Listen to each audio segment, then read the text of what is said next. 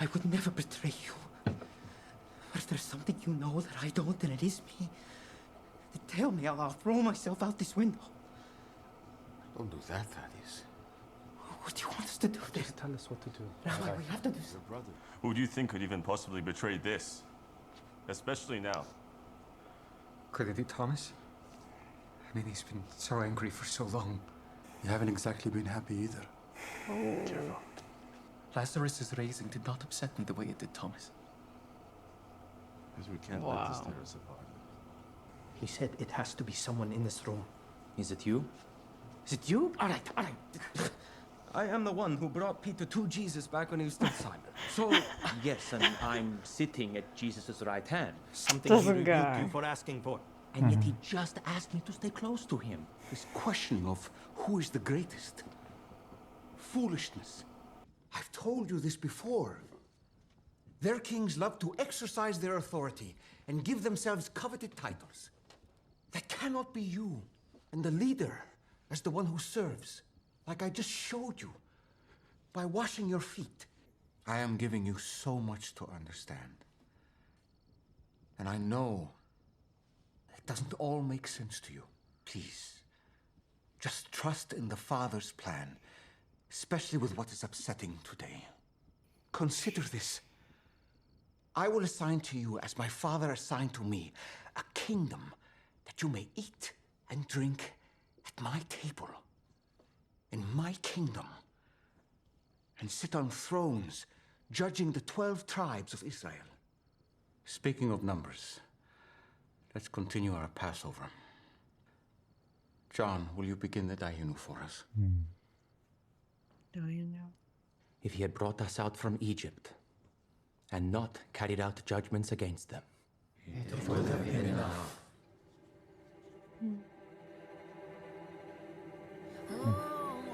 Hey everyone, my name is Phil, I'm Erica. and today we're watching Chosen Season 5, Episode 5. Let's dive in.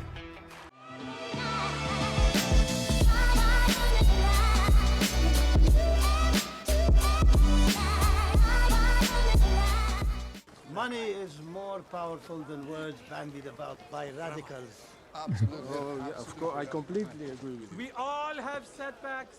Oh, Jesus said the tax collectors and prostitutes are entering the kingdom of heaven before Oh, them. yikes. I know, stings a bit, but you get over it. Do you know Wow. who you are speaking to? This is Ananus, son of the high priest.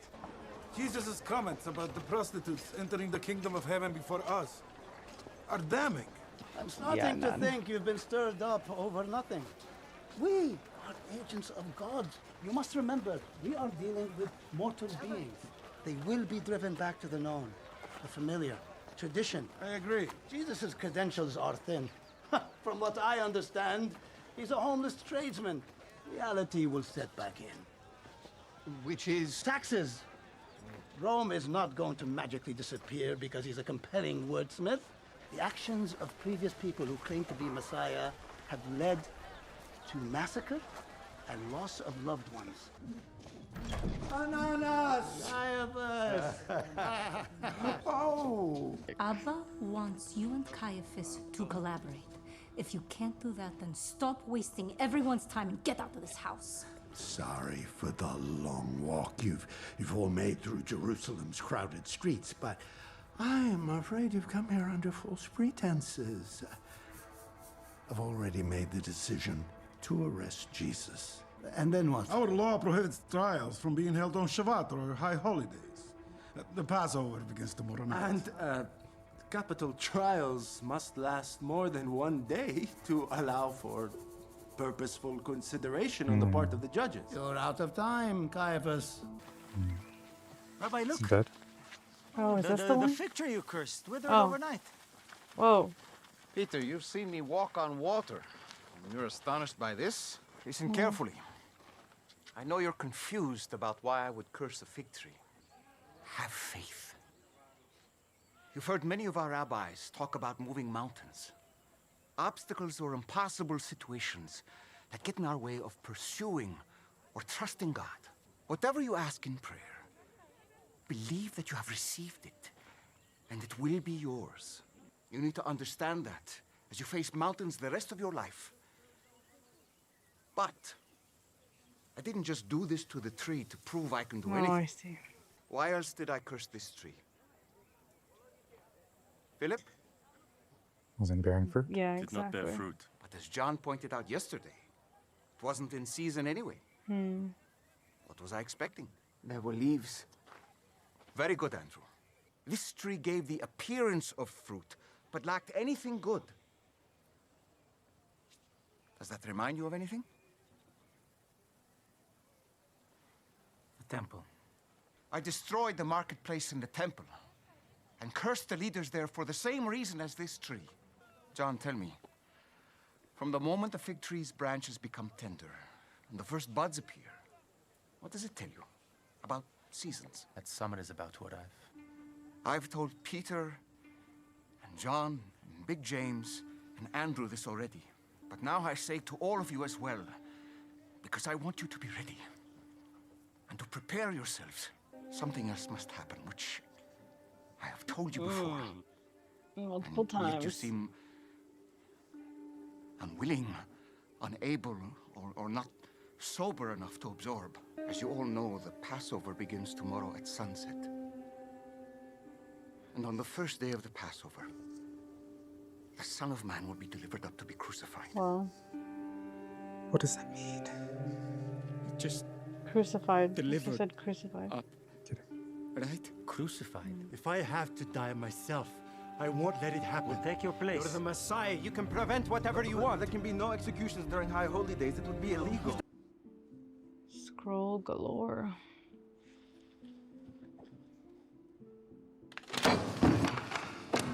Hades and Styx, Claudia, look at yourself! Hades and Styx. My love, please, what is it? Just tell me.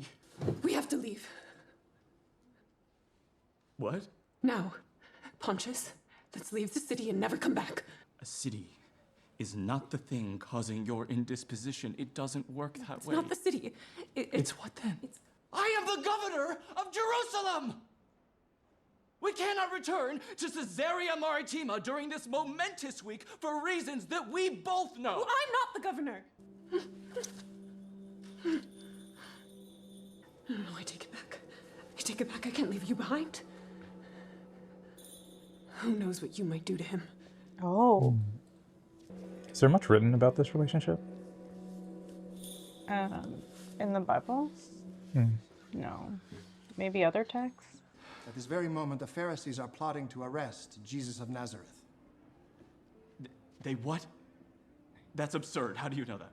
They don't have the authority. It's illegal. Who would they even send to arrest him? They have a temple guard. Yes, and they guard the temple. They don't arrest citizens. Only we can do They were hoping you might do it. But that plan didn't work. So now they're planning to do it. The law be damned. Well, then we'll slap them with a colossal fine to both remind them of their place and make up for the lost revenues from the incident in the temple market. Whoa. Listen to me, Pontius. I have served you like a grateful son and at times a protective father. Your hands off me. You, Pontius Pilate, are derelict in your duty. I'm going to take care of some of these things myself. When the time comes, you better be ready to take the reins. Jesus, the Nazarene, must be put to death. That would only create more strife. Sow the wind, reap the whirlwind. We don't have the authority. How in Hades are you going to get Pilate to sanction such an execution? Who said we all feel him to be a thorn? You would be lying to say you haven't marveled at his teaching, Shmuel. I have marveled at his audacity, at his contempt for Torah, tradition, and us. He does not hold Torah in contempt. Some of them could warrant re-examination. Right, okay. What do you want? To set our practices in immovable stone? The world is changing, and Jesus offers a vision to redeem it. It is about love. Love for God's eternal word, for the faith that has sustained our people for generations. We are debating an actual human life here, not your marriage. Ozam is right. The Passover begins tomorrow night, and we are running out of time. It is unlikely that Jesus will go away or silence himself. The only answer is prayer. May the Lord of Justice spread a sukkah of wisdom over this nation. Your chosen peoples, seduced bewitched and deceived by a sorcerer, a necromancer who has declared Necromancer? higher than you. Remember against us our iniquities or the iniquities of former generations, but let your compassion come for the glory of your name. Deliver us.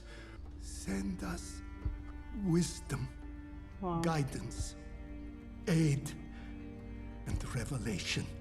And show mercy to Zion.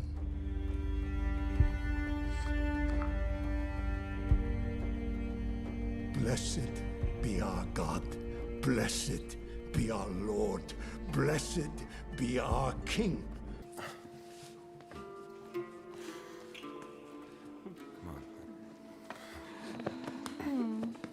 He's going through a hard time. You think so, John? He can mean the things he says. I don't think that's possible, Peter. I've come to learn everything's possible, Philip. When has he ever not meant what he said? Must be a test.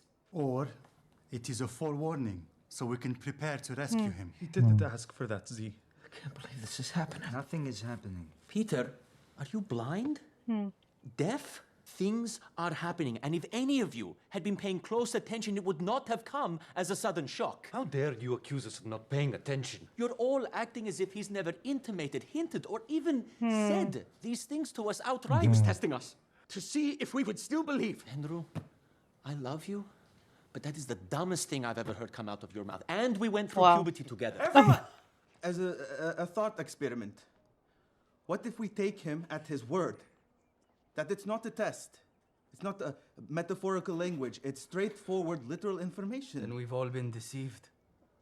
He's not the Messiah, and we've just wasted the past 3 years of our lives. How could you say that? How? Thaddeus, you want to ask me? How? Boys!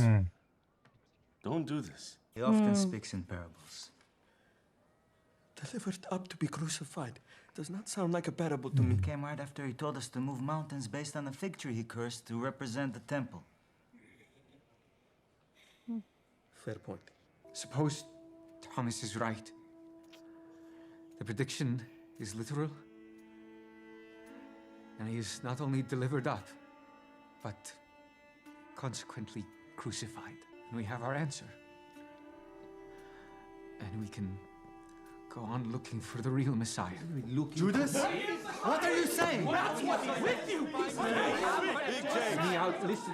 I'm listening to the words that are... Or, in a variation on Matthew's interpretation, we take him at his word, and it's literal, and he's delivered up. But, in that hour, because he is all-powerful, he will strike down his enemies and usher in the Messianic age. I only like one of those outcomes. I did not say that I think that would happen. Judas is right.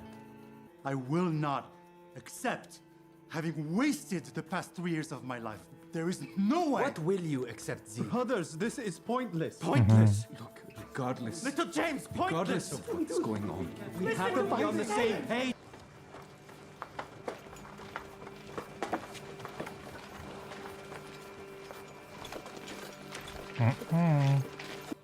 Is that what Pilate ended up deciding after Atticus left?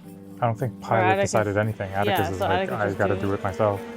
But like, it wasn't clear to me what he was insinuating. It's not Gaius, is it? Well, no, they're in Jerusalem. Oh, snap. Oh, Hophni. Huh. Yeah, he has been watching him.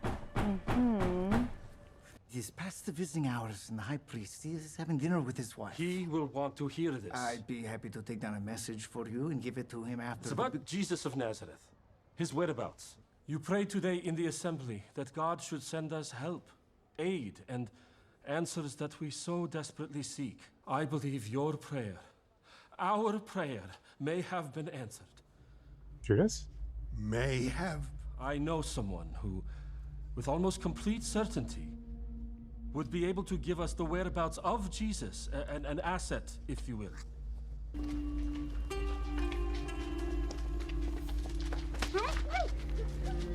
What the guy's been writing? Yeah. Mary.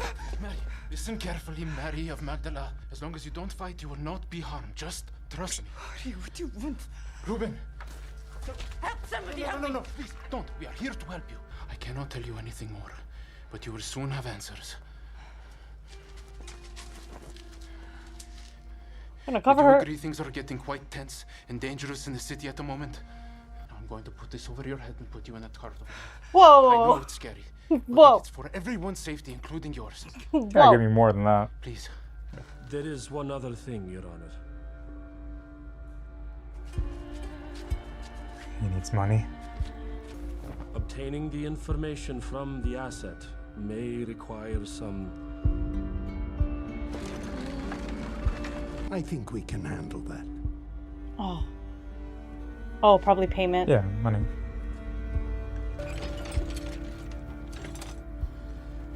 It's just for safe passage. They're here, Your Honor. No, this is a misdirect, I think. Oh. I think they're bringing her somewhere else. It's just Yeah. So I'm just thinking, like, who is Caiaphas waiting for them? Judas. Already? That's like, the guy just left. Whose house is this? Oh, is this Yusuf? Where am I promise you, I am not your enemy. Judas Iscariot. Please, come in.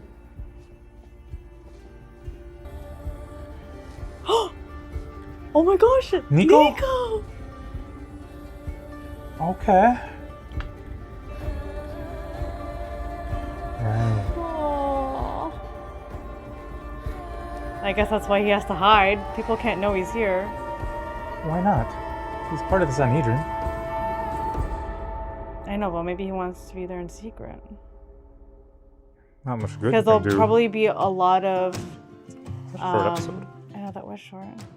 There'll probably be a lot of people looking to him on what to do, and he obviously believes that Jesus is the Messiah. So. I mean, Yusuf is doing a much better job than he is in that respect. Yeah, but I think there's more at stake for Nicodemus? Yeah, because he has a higher position. All the more reason that his voice would carry stronger in that room. Yeah, I know, but he would be the minority. I think he would be like overthrown or criticized, and we know he cares about what other people think. So I think there's like fear in that. Okay. Yeah. That was interesting. Yeah. I mean, I think we have an idea of who this guy is. People have been putting it in our comments. So yeah, we had a couple spoilers. One in a different language too, which is unfortunately. It's okay, whatever. Yeah, honestly, I didn't even really look into it. I was like, you know what, I'm just gonna watch and learn first, and then after it's revealed, then I'll look more into it. I don't even know much about who that is, so it'll be all new. Not new, but like it'll be interesting for me to kind of go down that route once they officially reveal it. But it's coming. Okay. Yeah. So yeah, like what I was talking about with Judas and Shmuel, it's kind of like, when did this happen? When he's like, I'll connect you with Caiaphas. Because, well, like where in the timeline you mean? Yeah, because like when, because this isn't when he left the dinner. This is before that. Yeah. Because what's his name? When Caiaphas was doing that prayer, you could see that Shmuel was already like, I feel like he was struggling with this. Like it was already established that he could do this. He could bring Judas. Because like the exact same kind of struggling, I don't know, the struggle that he had. He had the exact same thing in front of Caiaphas' home. Like it was just kind of like he's been sitting with it. Like I have the answer, but I know what it would mean. So I don't know. Maybe that's something that they'll reveal later, because it had to be between. Well, no, it could have been even earlier. Like like the whole fig tree thing, and them coming back. It could have even happened before that. Yeah, maybe. I'm not too sure. Oh wait, I didn't see it that way with the whole Shmuel thing. I think last episode when Jesus asked him for space and he like went off somewhere. Maybe he went to. Maybe he ran into Shmuel and talked to him then. Maybe. And he probably planted the seed at that point. All right. It was an interesting conversation between the disciples. Just like I never really thought to think like what the conversation would look like after that being revealed to them. Like doubting, like, is he the real Messiah at this point? Or, did we just waste the last 3 years? Do we take it literally? Or do we take this as like a parable type thing? That's the... I just never really thought about like that they would have had a conversation like that. So it's cool that they kind of took creative liberty on that. Yeah, and I've mentioned this before in our conversations about like how Jesus speaks to the followers, and then like just in scripture in general, like through parables and through poetic language. It invites this kind of confusion. Like the exact same thing. Like I can't even blame Peter for saying like, yeah, he told us plainly, but literally the sentence before that he was speaking in poetry. So it's like how it's because that kind of language and that approach to teaching exists that this kind of confusion happens, right? So it's like, my question is why? Why open yourself up to that kind of confusion and then get frustrated when people don't understand it? Or like, and maybe it's part of that, like because there has to be a faith element where you just kind of trust what he's saying, but I don't know. I mean, I think that part never made. It's hard for me to understand that part. Yeah, I see it that there are like varying factors, aside from just how Jesus talks, whether he's talking plainly or not. Because what that showed me is like everybody had a different perspective. Some agreeing with others on different things, but I think it just went to show, I don't know, like when I think about how Peter thinks of it, like, oh, he's probably, speaking parables, I think part of it is like denial. He doesn't want to believe that. Sure. And then you have John, who's a bit more accepting of it and has been seeing the hints all throughout, the multiple hints that Jesus has been giving.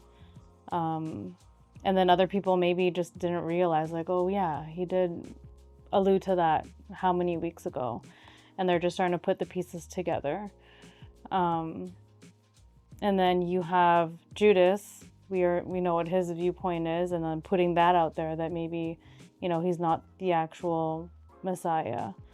So I think people are bringing a lot of their own stuff, also depending on like what teachings they've actually carried with them and they're thinking about and applying it to what Jesus just said about being crucified. Like I think if Mary were in the room, she'd be like, yeah, I think she'd be in the same boat as John. And then others will probably like maybe just don't really understand or have a solid stance one way or the other. I just think there are other things too. I mean, I can accept that there's denial and like even just like a hope that it's not true.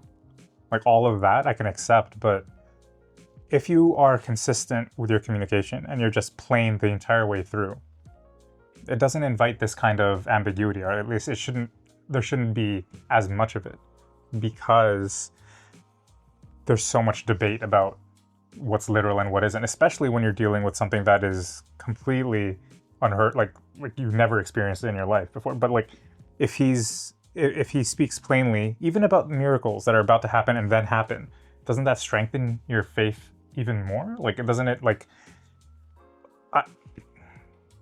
I don't understand the benefit of speaking in that way instead of just being plain, at least to your followers. Like maybe when you're speaking to the masses because you're trying to appeal to like thousands of people, and then a story can appeal to them in a better way.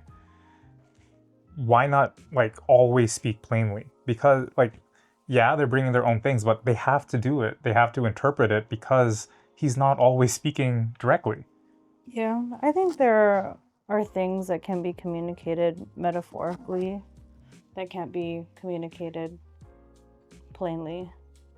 That metaphorically, like through the parable, that adds a whole lot more depth, a whole lot more, I don't know, like other things interplaying into the lesson that Jesus wants to teach that would be a lot tougher to teach in plain language. And I don't know, I don't think it really matters whether or not he's speaking to big crowds or to the disciples, because we see like some Gentiles like get it like that. And the disciples who've been with them, who've been like steeped into the Jewish faith, they have a harder time with it. Because there's an unlearning there. Yeah. Like, I think that makes sense.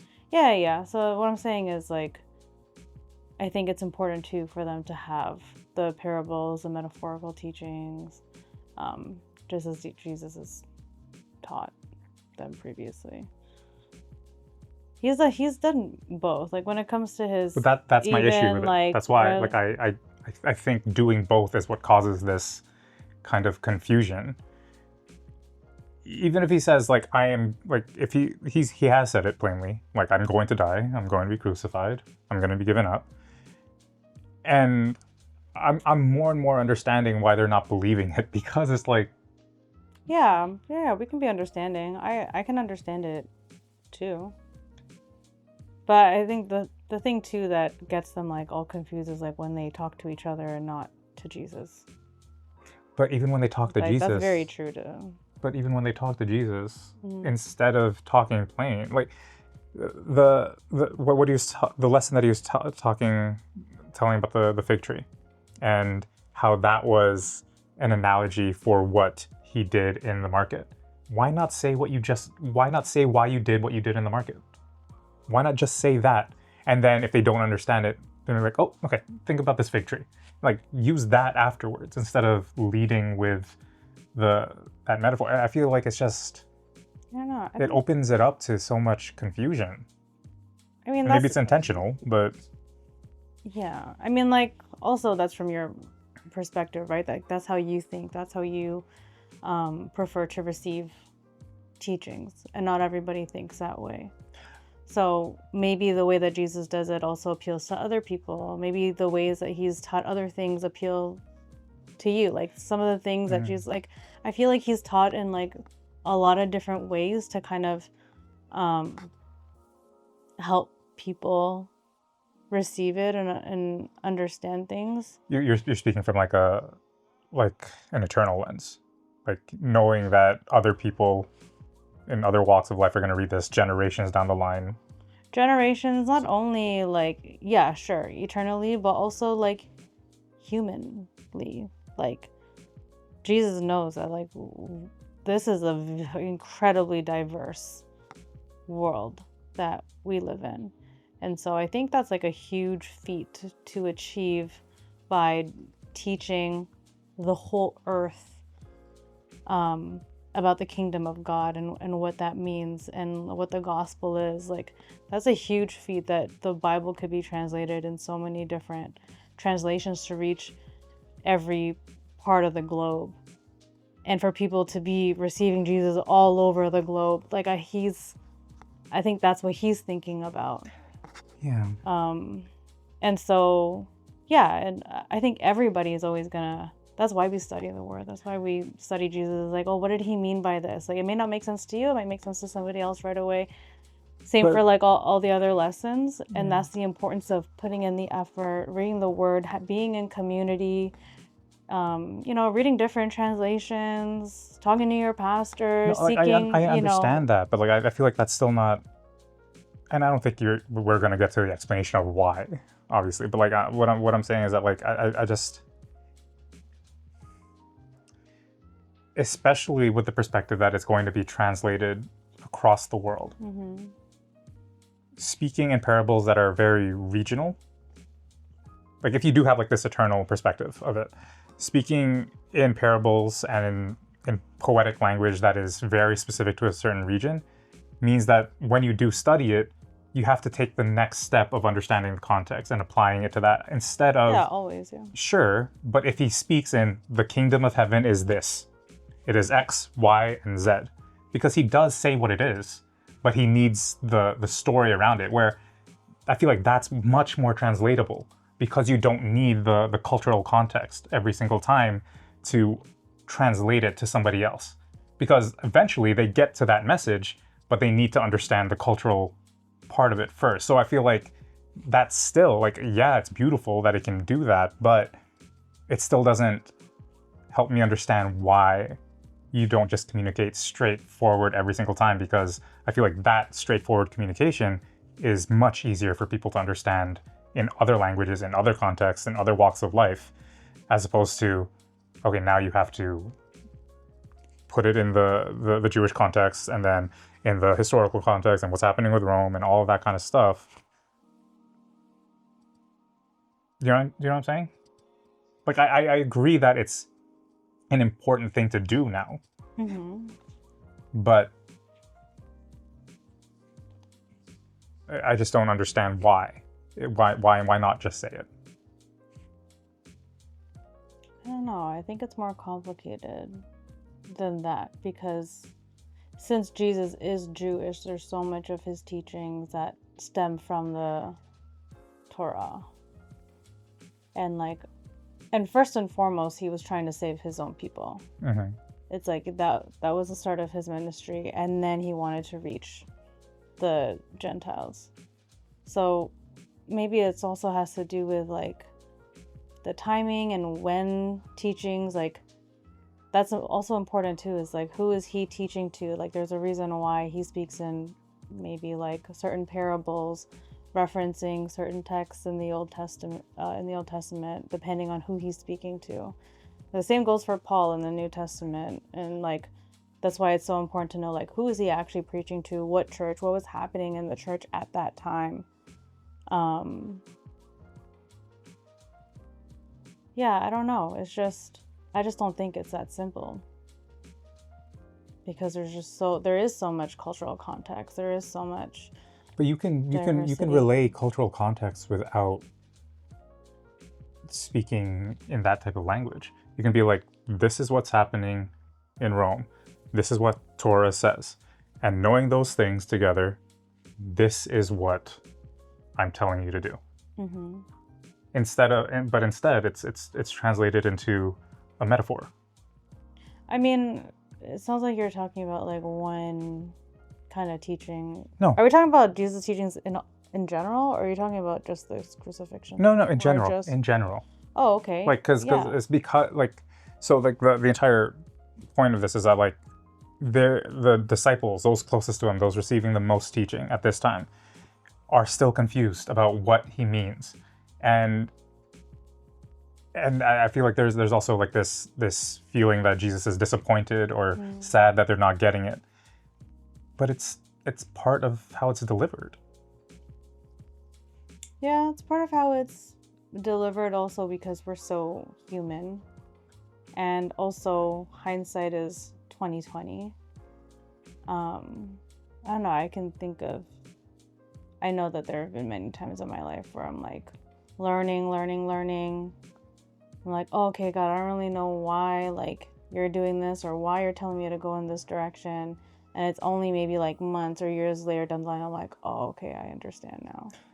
I think that's like a part of what Jesus is trying to capture, like the essence of that as well. And I think it's like easy for us to judge his teachings knowing what we know now about like the Holy Spirit and like us experiencing that for ourselves. Mm-hmm. Whereas the disciples back then, it's like you said, like there's so much to unlearn. It's like it's an overwhelming time. Yeah. I don't know. There's just there's so much there. I just don't think it's that simple to like ask God to be like, why don't you just do this? There's so much more that God's thinking about when it comes to teaching. And I don't know. I'm not God. Right. No, and I don't know why exactly. But people get, like that's why you have so many pastors. That's why you have Bible school. That's why like, all that stuff exists, because it's just so much more complex, I think. I guess I'm sure the reason is more nuanced than just kind of like I'm not doubting that he had the ability to say it plainly. There's a reason that is. I think maybe we're limited. I'm thinking we're limited in our thinking. Even if he said it plainly, I doubt everyone's gonna understand That's what fine, he means. though. But if so it's you gonna were, be the same thing. but like if you were, maybe, yeah, and sure, like I said earlier, I'm fine with them having denial and doubt and hope for a different outcome. I'm fine with that. But it's with inconsistent delivery. So it's like I don't see it as inconsistent in so much as it is Jesus having different ways of communicating. He's consistent in that he communicates in, I don't know, in a broader sense, using different kind of devices, different stories, even through his example, through his miracles. Like, there are a lot of different ways that he was teaching in his 3 years of ministry. That, like, when you look at it as a whole, he was very consistent in that, I think. I guess what I'm talking about is you can either be direct, or you can speak in parable, or you can speak in like a lot of like poetic ways. And picking and choosing different ones without really explaining which one you're being at any given moment, that's the inconsistency. And I'm not saying it's wrong. Like I'm not trying to like discredit anything. I'm just trying to understand why. And like I'm trying to understand why you would let this confusion be part of the experience for the apostles, and then also be disappointed in them when they don't, when they mention that it's been inconsistent. Yeah, I think it's fair for Jesus to be frustrated at times because he's human and he can feel frustration. And it's like, obviously he's also fully divine, and so it's like you're trying your best to maybe that's I don't know. Yeah, I think that's a great example though, to show that he does get frustrated, that he's human in that way too. But maybe like it's also that human frustration and like recognizing like, wow, like my ways really are higher than your ways. Y'all are not getting it. I don't know. I mean, we're talking in circles, I can so see, it's like, I can see fine. myself getting frustrated with myself, even. What do you mean? Like, as I'm learning and growing, and it's like, wow, God already told me this 5 times. Why am I still doing this? It's just, it's just like a fleshy. But there's a difference between like him telling you that and then him like you can like not, you can follow what he's telling you to do and not understand it. Like that's fine. I'm completely fine with that. But did he tell you to go this way, or did he say a man went this way one time and this like ambiguous situation, and then he did this and this and this? Like, why not just say go this way, right? Like why put it in that coded language instead of just going like, you could be confused about why and still go faithfully, but why not just be clear about this is the direction, go. As like that's it, right? I'm not saying don't go. I'm not saying challenge him by saying this isn't the right way to go. I'm just saying why not make the direction clear. And maybe you kind of alluded to it earlier. Maybe it is the effort piece, because he wants people that are trying to be in his presence. So maybe there is built-in, like a built-in but very a built-in obstacle that can be easily overcome with effort, which is like, let me just try to understand it. Maybe there's a bit of that. I mean, I think also like he's a God of relationship, right? So it's like, come seek me then, and ask me then, and I'll reveal it to you, instead of like just Talking giving amongst you yourselves, these equations of like one. Because if that were the case, then it's like, why would you ever come to seek me then if I just give you everything so simply? Yeah. So you could pray about it then. Just ask God, the Holy Spirit, to reveal to you, whatever it is you're confused about or having doubts about. Like read the Bible, and that's maybe what you'll find it there. Ask our pastor. That's exactly what I said, right? It's just like building in that little bit the of requirement for effort. relationship. And if it's that, then fine. Like I'm happy to accept that. But like, what makes it in this situation for the chosen? What makes that kind of solution hard for me to accept is the fact that he does get disappointed when they don't understand it, as opposed to be like, okay, come talk to me then, ask me. Like instead of that, that's the only thing that makes it a bit inconsistent. But I mean, it's an interpretation, and I mean, I don't think Jesus here, what they've done with his character, I don't think they've ever made him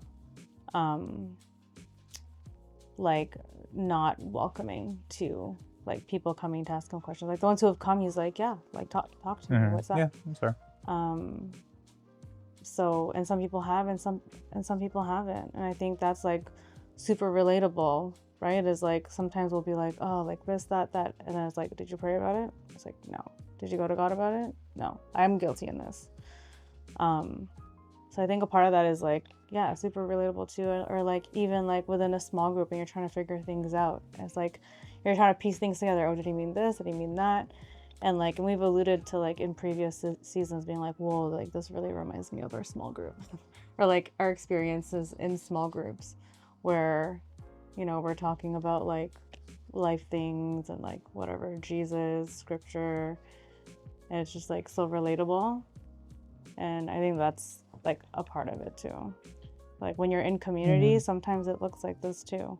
I agree. It's just, yeah, if it was by design for it to be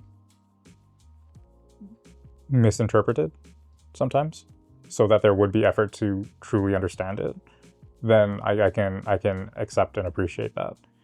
Like if that's the reason, then that's the reason. Sure. I mean, I don't think Jesus intentionally is being like, let me say it this way so that they're confused.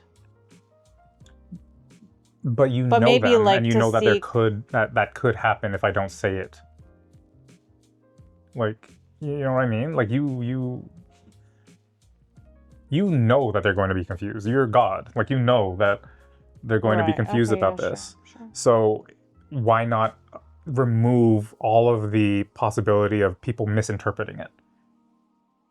Because and then that's kind of what we're circling. It's like maybe there's effort and there's just seek God. Yeah, God. like there has to be a reliance on God to have that clarity instead of it just, I don't know, there too. Because if the word is coming from God too, that like you're still like relying on that word. So yeah, that's just. I don't know. Someone can help us out in the comments, or really, I think you should just pray about it, or like read the like literally whenever we have questions about anything, it's like you just go to God, read the word, and pray about it. And like seek community, seek godly community. Yeah. About your questions. Okay. I think at the end of the day, like that's what the effort. I'm just saying that's what the effort looks like. If it's designed so that Jesus has your heart and Jesus has also purposed us for community, I think that's a part of what the effort is praying, read the word, be in godly community. I guess. Yeah, no, I don't like for sure. I just don't. Yeah. Okay. Sure. Yeah. Anything else? I don't know. There was a lot in this episode. Well, not that much in this episode. There wasn't as much. I guess we'll find out like what Nico's comeback is. That's definitely. We only see Nicodemus in one part of the Gospels. We don't see him come back. Oh no, we do see him come back. In the Bible, no, he actually does come back. During the like crucifixion, maybe the resurrection, but like yeah, towards that time. Oh my gosh, I totally forgot. Yeah, he does. Yeah, I don't know. Okay. All right. Yeah. Yeah. Well, that's it for this week. I think they have another 3 episodes dropping this week, or maybe it's a 2-episode week. I know there's another 2-episode week, so we'll see. It's so intense. Like we're so close. Yeah. So this is fun. Oh no, I think it's. They're 3. really taking I think it's it. like 3 more. The last 3 episodes are dropping next week. I think. They're taking it so slow. I'm not complaining. What do you mean? That's like. No, like when Mary was like, "You're at Lazarus" 3 days ago. I was like, "Yo, that was 3 days ago." Well, I mean, Yeah. Yeah, like it was just 3 days ago, but it just felt like a long time. It's like, wow, so we're only like here, I guess, like in the timeline, which makes sense. It's just because it was last season, we waited, you know, for this. It just felt like a long time ago. For sure. Yeah. Cool. All right. Well, hopefully you enjoyed watching with us. Yeah. We'll see you for the next one. Peace.